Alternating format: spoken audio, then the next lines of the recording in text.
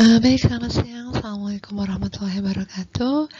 Kita lanjutkan untuk perkuliahan Manajemen Data dan Informasi. Materi kedua atau pertemuan kedua yaitu tentang penggunaan program WHO Antro. Apa saja sih manfaatnya, kemudian bagaimana fiturnya, sebelumnya juga bagaimana kita itu bisa menginstal program tersebut. Nanti akan ada penjelasan sendiri untuk cara menginstal. Saya berikan dalam bentuk PDF, nanti bisa mempermudah teman-teman dalam melakukan instalasi. Di pertemuan ini nanti saya akan memberikan penjelasan dulu terkait dengan program WHO Antro. Di bagian akhir juga nanti saya memberikan tugas. Jadi saya ingin melihat apakah teman-teman sudah bisa menginstal, kemudian sudah bisa menggunakan program WHO Antro ini dengan baik atau belum. Seperti itu. Nah, WHO Antro sendiri itu apa sih sebenarnya? Jadi program WHO Antro ini adalah semacam software.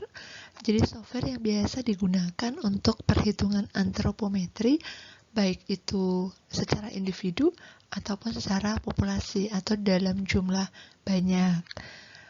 Fungsinya untuk menghitung status gizi dan juga bisa memantau perkembangan motorik anak.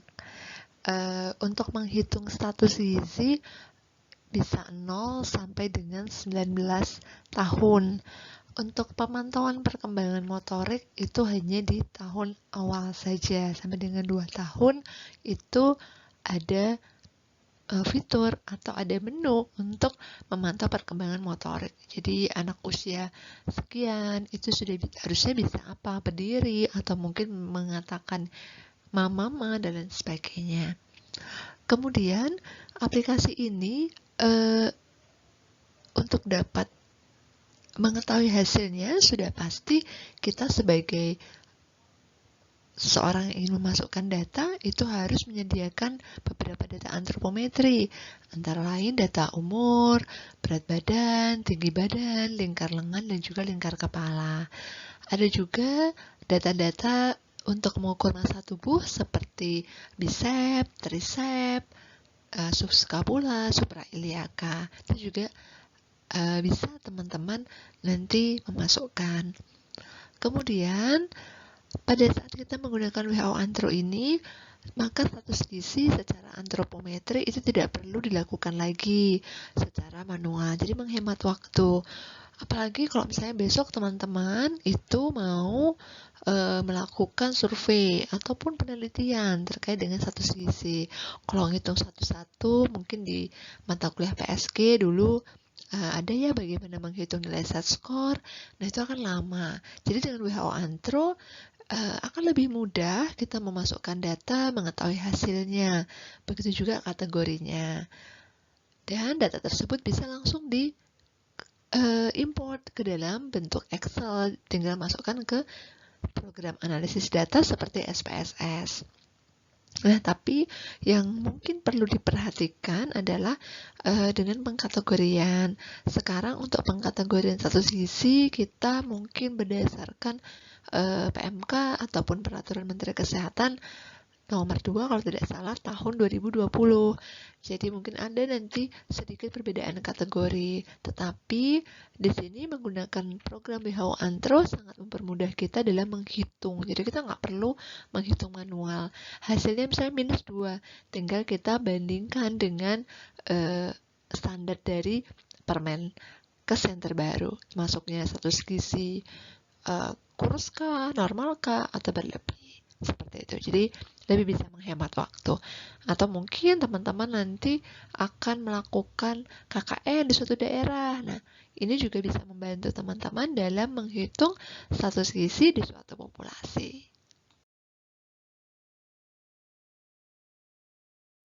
Program aplikasi ataupun program WHO Antro sendiri ini ada 2 macam. Tampilannya ada di dalam slide ini ya. Jadi tampilannya seperti ini, kecil begitu. Nah, ada dua jenis, yaitu WHO Antro dan WHO Antro Plus. Perbedaannya di mana? Untuk WHO Antro itu bisa menilai dan memantau status gizi atau memantau pertumbuhan serta perkembangan motorik, khususnya untuk usia 0 sampai dengan 60 bulan. Sementara untuk WHO Antro Plus itu bisa juga menilai dan memantau status gizi atau pertumbuhan anak. Hanya saja biasa digunakan untuk 0 sampai dengan 19 tahun. Tanpa ada ataupun tanpa bisa untuk melakukan pemantauan perkembangan. Itu ya, bedanya di situ. Jadi usia itu tadi biasanya kalau sampai dengan 5 tahun kita menggunakan Antro, tapi kalau Antro Plus lebih dari 5 tahun atau bisa juga dari 0 sampai dengan 19 tahun. Nah, di mana sih kita itu bisa mendownload atau mengunduh software dari WHO Antro? Mungkin di tempat teman-teman belum ada begitu ya. Jadi saya bisa di mana gitu. Jadi WHO Antro ini dan juga Antro Plus itu dibuka aksesnya secara gratis oleh WHO. Nah, linknya ini bisa teman-teman lihat di dalam slide.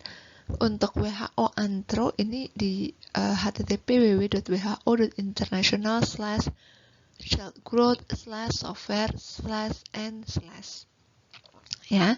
Jadi bisa kita download di situ, kemudian kita install. Itu cara mudahnya.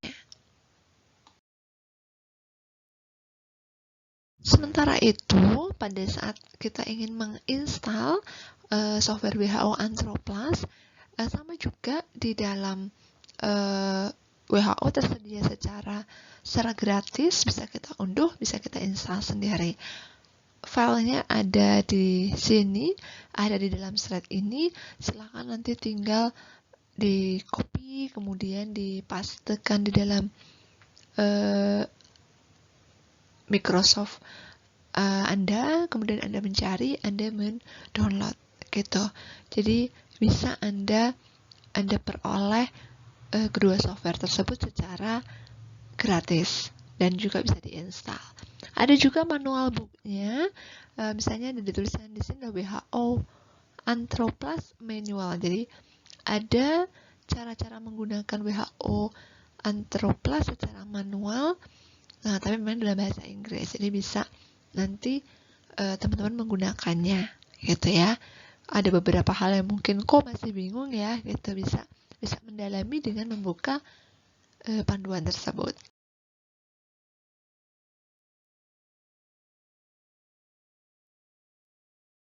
Cara menginstal aplikasi WHO Antro juga sangat mudah. Jadi sebenarnya prinsipnya kalau kita itu menginstal itu next saja gitu. Yang perlu diingat adalah pada saat kita mengunduh atau mendownload, awal itu bentuknya zip ya, zip ataupun ekstrak. Jadi teman-teman harus mengekstrak dulu zip tersebut. Seringkali yang saya temui pada tidak diekstrak, sehingga nanti akan menimbulkan masalah gitu ya, nggak bisa diinstal. Jadi silakan setelah di-download itu diekstrak. Kemudian pastikan Anda mengingat penyimpanan itu di mana.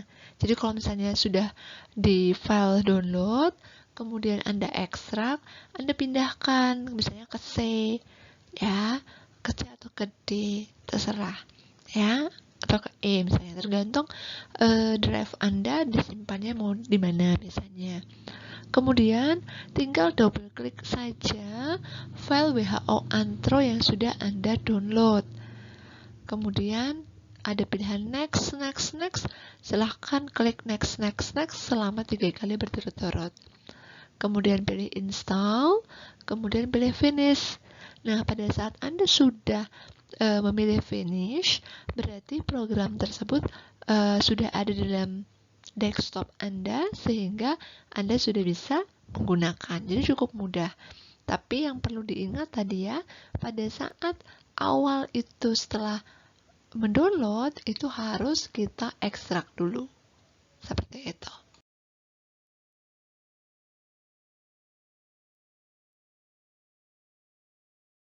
Nah, apa saja sih menu-menu yang ada dalam program WHO Antro? Jadi ada 3 menu besar, yaitu yang pertama anthropometric calculator, yang kedua individual assessment, dan yang ketiga nutritional survey. Perbedaannya apa? Coba kita bahas satu-satu ya. Di anthropometric calculator itu seperti kalkulator kalau kita menghitung penjumlahan, pengurangan gitu. Fungsinya itu untuk kebutuhan yang instan. Misalnya ketemu orang, saya mau dong dihitungkan gitu. Dan kita tidak mau menyimpan hasil tersebut. Kita bisa menggunakan anthropometric calculator. Gitu ya. Jadi semacam kalkulator yang bisa menghitung status gizi, tetapi perlu diingat tidak bisa untuk menyimpan. Gitu. Kalau yang menyimpan yang mana? Anda bisa gunakan individual assessment dan nutritional survey. Individual assessment di sini bisa Anda gunakan untuk memantau pertumbuhan dari waktu ke waktu, tapi secara individu. Jadi per orang per orang, gitu ya. Ingat, individual assessment itu orang per orang.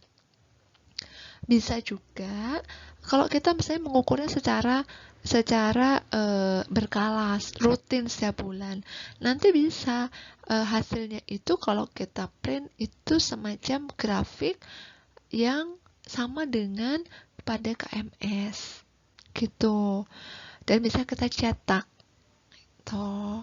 Jadi bisa titik-titik itu bisa muncul, kemudian kita bisa cetak. Itu individual assessment. Jadi menilai ataupun memantau status gizi seseorang secara individu dari waktu ke waktu. Kalau yang ketiga adalah nutritional survey. Jadi nutritional survey ini adalah menu dalam WHO Antro untuk mengolah data status gizi balita, biasanya pada pengumpulan data survei atau penelitian. Jadi misalnya Anda penelitian punya data status gizi, Anda harus menghitung data status gizi 200 anak. Nah, ini Anda menggunakan nutritional survey.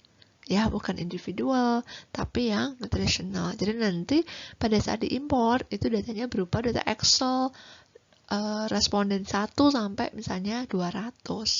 Seperti itu. Ya, bedanya di situ.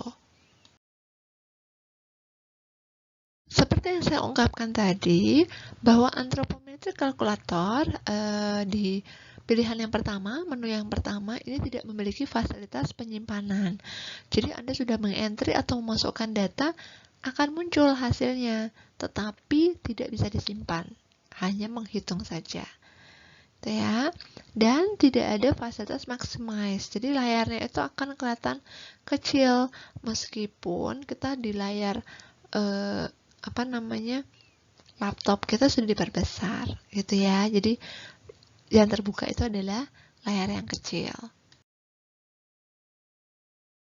Lalu bagaimana sih cara kita menjalankan anthropometric calculator? Jadi pertama adalah Anda harus membuka dulu program WHO Antro. Kemudian Anda pilih nih pilihan yang paling atas, yaitu anthropometric calculator. Kemudian masukkan tanggal penimbangan pada bagian date of visit. Visit itu berkunjung, jadi kapan Anda mengunjungi atau bisa juga berarti data penimbangan. Kemudian jangan lupa pilih jenis kelamin. Di sini bisa Anda pilih female atau male, gitu ya. Silakan Anda pilih. Kemudian masukkan tanggal lahir anak pada date of birth, gitu. Ada beberapa pilihan, misalnya data tanggal lahir itu tidak punya, gitu, nggak punya sama sekali, ibunya nggak tahu tanggalnya kapan lahir, bulannya sampai dengan tahunnya. Kita bisa memilih unknown date. Sementara kalau misalnya kita itu lupa tanggal lahirnya, atau ibunya tuh lupa tanggal lahir, cuma tahu bulan sama tahun.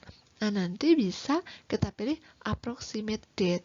Jadi komputer atau program tersebut akan mengacak tanggalnya, tapi bulan dan tahunnya kita tahu. Tuh, bisa seperti itu dan bisa hasilnya muncul.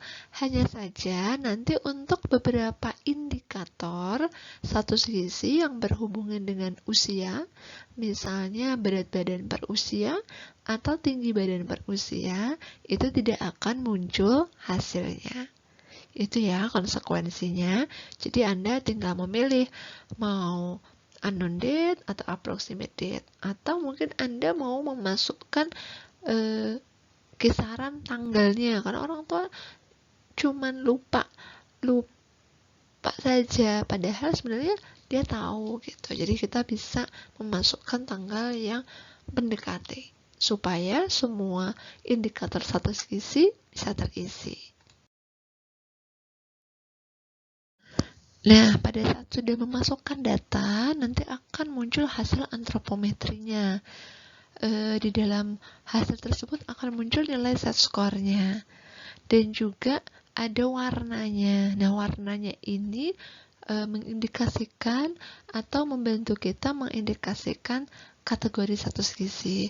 Misalnya kalau hijau itu normal, kalau kuning tuh mungkin sudah agak turun atau agak naik, kalau merah sudah misalnya berlebih atau kurang, dan kalau hitam itu berarti sudah parah, bisa kelebihan status gizi sangat tinggi atau bisa sangat-sangat rendah, seperti itu. Ada juga di samping hasil itu ada gambar semacam grafik.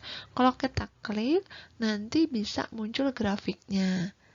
Ya, pada saat muncul grafiknya mau mencetak ke Word ya tinggal kita cetak grafik, pilih nomor berapa gitu. Itu ya. Jadi program ini hasilnya juga bisa di copy paste ke Word, bisa juga diimport di Excel. Jadi tergantung kita butuhnya seperti apa gitu. Kalau mau langsung analisis statistik ya bisa. Misalnya tadi kita itu langsung ya mau setelah mengentry dapat nilai set score-nya terus mau dianalisis misalnya pakai SPSS, datanya bisa langsung diimport, nanti tinggal di copy paste kan di SPSS. Berikut adalah tampilan hasil pengukuran kita menggunakan antropometric calculator. Tadi ya yang saya bilang di sini ada nilai set score, itu adalah hasil pengukuran. Di sampingnya itu yang saya beri lingkaran kuning adalah gambar grafiknya. Kita mau mengklik grafiknya, tinggal diklik saja di gambar tersebut, nanti gambarnya jadi besar. Kemudian kalau sudah ada gambarnya kita mau mencetak, tinggal saja kita copy, kemudian kita paste di Word, baru kita cetak.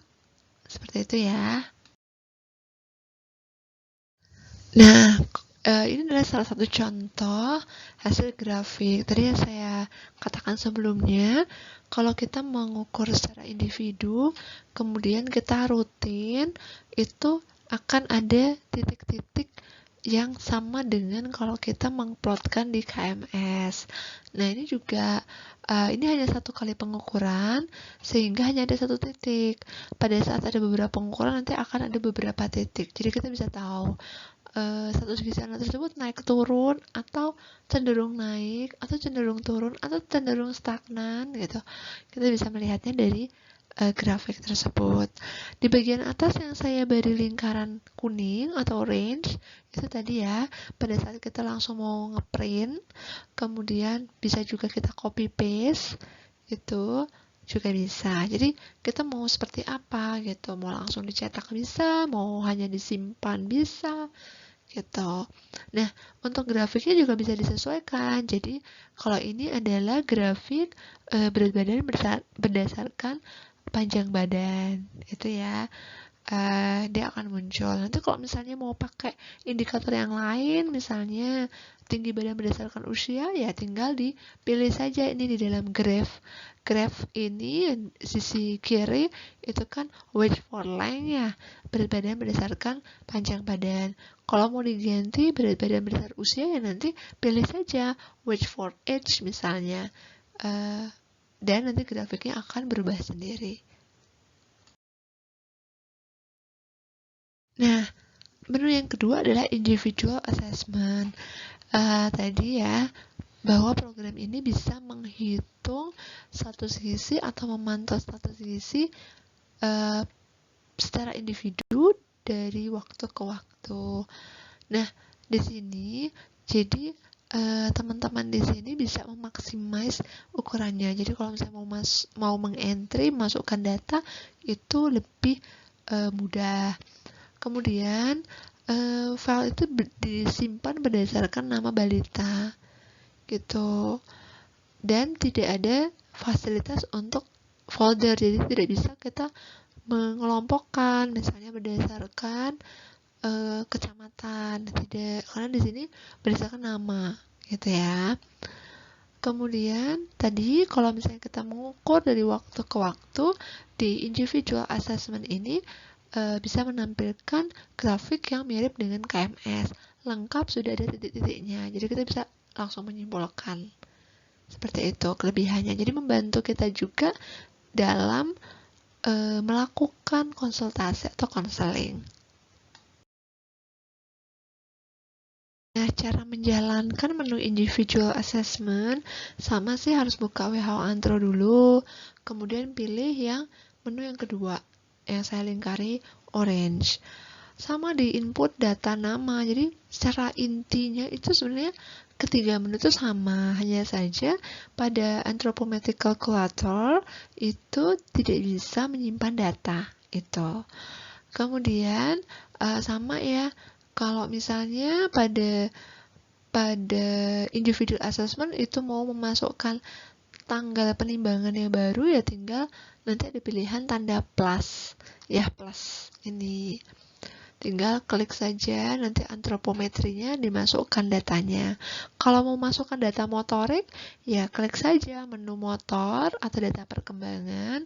Nah, nanti bisa dimasukkan pada usia sekian, itu sudah bisa apa, tinggal save.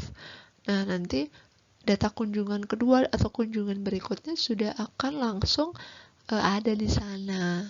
Tinggal kita nanti misalnya mau mengubah menjadi grafik, ya pilih grafiknya dari kapan sampai kapan. Seperti itu. Nah, ini tampilannya pada saat tadi kita sudah punya nama nih di sini, misalnya Firsa Adinda atau Adinda Firsa. Di sini saya mau masukkan data kunjungan berikutnya atau penimbangan berikutnya, misalnya. Kita bisa klik Adinda, kemudian klik yang visit ini, tanda plus di visit. Nah, itu artinya kunjungan terbaru. Namanya Adinda, misalnya kunjungan kedua, tinggal plus visit. Kalau yang tanda plus di bawah kata children di sisi paling kiri, nah ini adalah kalau kita mau menambahkan nama individu yang baru. Begitu. Jadi perbedaannya di sana. Itu ya. Jadi kalau individu baru di bagian atas paling kiri, tapi kalau individunya sudah ada, sudah tercatat, hanya mau menambahkan data penimbangan terbaru, berarti di bawah visit ini klik tanda plus. Nah, ini adalah hasil dari entrian individual assessment. Pada saat kita sudah memasukkan data yang tadi saya sampaikan, nanti akan ada nilai-nilainya. Jadi misalnya, ini pada saat saya klik data penimbangan tanggal 29 Agustus. Nah, di sini akan terlihat hasilnya di bawahnya. Kalau kita klik nanti yang tanggal 30 Agustus, ya berarti nilainya akan berubah. Gitu. Pada saat mau melihat grafiknya gimana ya? Kalau mau melihat grafiknya di samping set score ini, silahkan diklik saja gambar grafiknya. Nanti akan muncul. Kemudian untuk perkembangannya di mana? Nah, silahkan teman-teman lihat di motor milestone. Nah, ini bisa diklik, nanti motor milestone-nya diisi. Tampilannya seperti apa? Ada di set berikutnya. Yuk, kita ke set berikutnya. ini adalah contoh input data untuk data tentang perkembangan. Jadi bisa dipilih data motoriknya tuh mau yang kita masukkan apa gitu. Misalnya usianya sekian, harusnya ada 4 kemampuan. Kita tinggal klik saja mana yang sudah bisa dilakukan anak tersebut. Apakah bisa duduk tanpa ada bantuan gitu, ataukah sudah bisa merangkak, ataukah sudah bisa berdiri dengan bantuan kursi misalnya atau benda lain. Jadi nanti akan dinilai oleh milestone-nya sudah sesuai belum perkembangan kognitif anak berdasarkan usianya. Nah, ini adalah output ataupun hasil dari entry pertumbuhan dan perkembangan. Di bagian kiri adalah nih grafik ya, grafik semacam KMS yang menggambarkan bagaimana pertumbuhan seseorang. Nah, di bagian show di sini itu ada 2 pilihan, yaitu single point atau multiple point. Kalau kita ingin melihat bagaimana perkembangan status gizi, yaitu pertumbuhannya dari bulan ke bulan, berarti kita pilih yang multiple point. Jadi di sini kalau di grafik ini sebenarnya titiknya ada 2 ya, ada 2 di atas garis merah persis dan di bawah garis hitam persis. Ada 2 kali pengukuran di sini. Kemudian untuk yang perkembangannya bisa dilihat di gambar yang paling kanan. Jadi kalau misalnya di sini gambarnya itu red misalnya, berarti tidak tercapai yang seharusnya usianya sekian, bisanya apa gitu. Atau mungkin tercapai ya, tergantung dari tadi ya yang sudah kita masukkan datanya seperti apa dan juga usia dari anak gitu. Ketiga adalah di nutritional survey, ada di bagian paling bawah. Jadi sama di sini untuk mengukur status gizi gitu ya. Tetapi nutritional survey ini kalau kita pakai orang jumlahnya banyak. Jadi misalnya mau penelitian, kemudian kita ambil data 100 orang dari 3 kecamatan misalnya. Nah, di nutritional survey ini kita bisa mengelompok-kelompokkan berdasarkan kecamatannya gitu. Jadi cukup irit. Kemudian data tersebut bisa kita import di dalam Excel dan kemudian bisa kita analisis menggunakan SPSS atau program analisis data yang lain. Keuntungnya seperti itu. Nggak perlu mengukur manual atau menghitung manual, sudah dihitungkan dan hasilnya bisa langsung di ekspor. Nah, ini contoh tampilannya. Jadi sama seperti dengan menu yang kedua tadi. Kalau mau memasukkan data orang baru, berarti kita pakai di bawah kata survei ini ya, saya lingkari kuning ya. Ada tanda plus hijau. Tapi kalau misalnya mau memasukkan data entry baru per orangnya, misalnya kita bisa masukkan tanda plus yang data entry. Jadi kalau plus di sini bisa nama baru atau mungkin nama kecamatan. Jadi kita mau mengelompokkan nih kecamatan Sleman, kecamatan Kalasan misalnya, kecamatan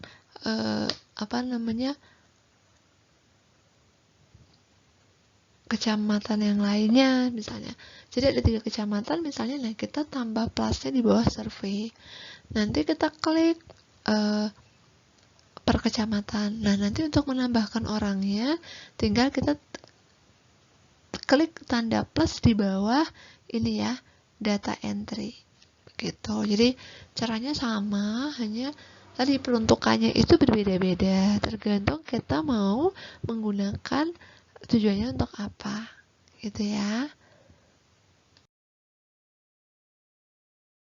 Nah, pada data yang sudah kita masukkan ke dalam program WHO Antro itu bisa kita copy ke Excel.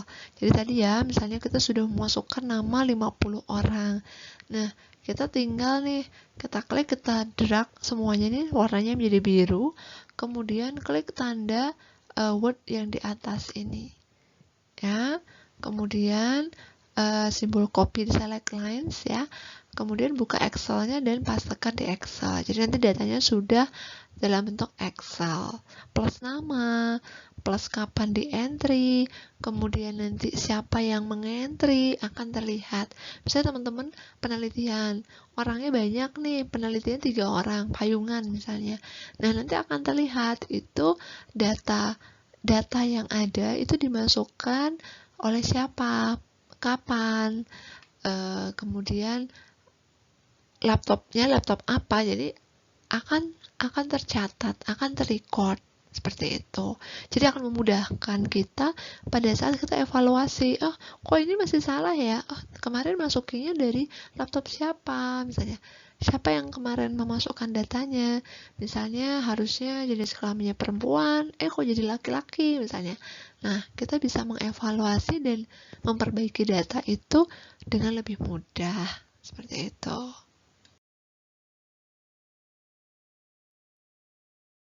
Nah, apa saja kelebihan dan kekurangan aplikasi WHO Antro? Jadi pasti akan ada plus dan minusnya pada saat kita menggunakan aplikasi atau program.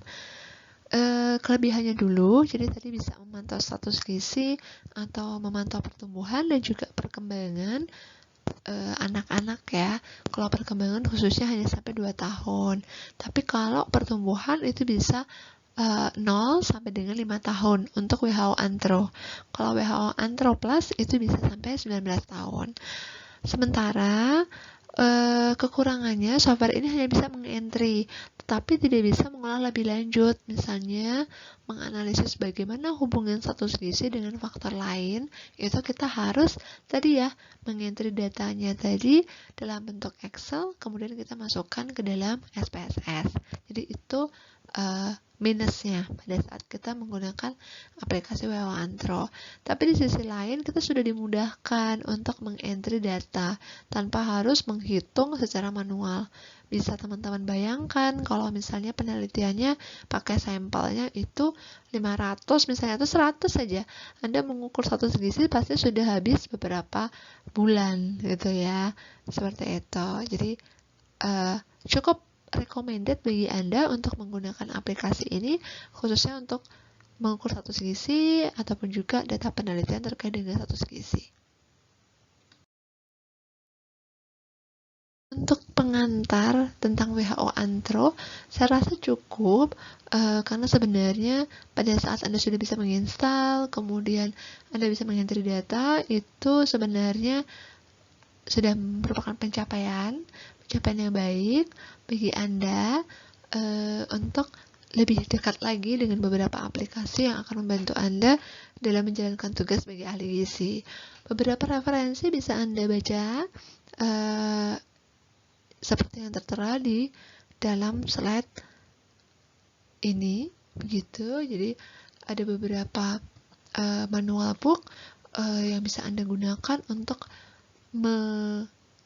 memperdalam menu-menu yang ada dalam WHO Antro dan juga WHO Antro Plus.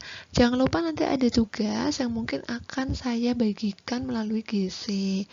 Tapi tidak usah khawatir. Di pertemuan kali ini yang penting adalah Anda bisa menginstal. Nanti kalau misalnya masih ada masalah, nanti bisa kita diskusikan.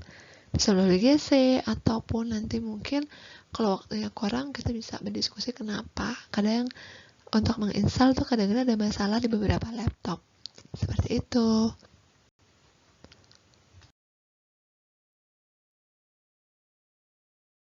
Saya rasa itu saja yang bisa saya sampaikan.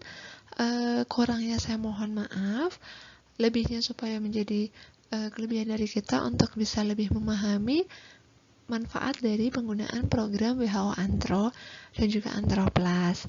Untuk pertanyaan atau mungkin hal yang bisa diskusikan, bisa melalui email ataupun bisa menghubungi melalui WhatsApp. Jika ada hal-hal yang mungkin mengalami kesulitan pada saat melakukan instalasi ataupun melakukan proses entry data. Seperti itu mungkin. Terima kasih atas perhatian teman-teman. Semoga selalu sehat, semoga selalu semangat meskipun kita hanya bertemu melalui dunia maya. Saya rasa teman-teman akan lebih antusias lagi pada saat kita yakin bahwa apa yang kita pelajari nantinya akan lebih bermanfaat dan memberi kita banyak manfaat. Itu saja, selamat siang. Assalamualaikum warahmatullahi wabarakatuh.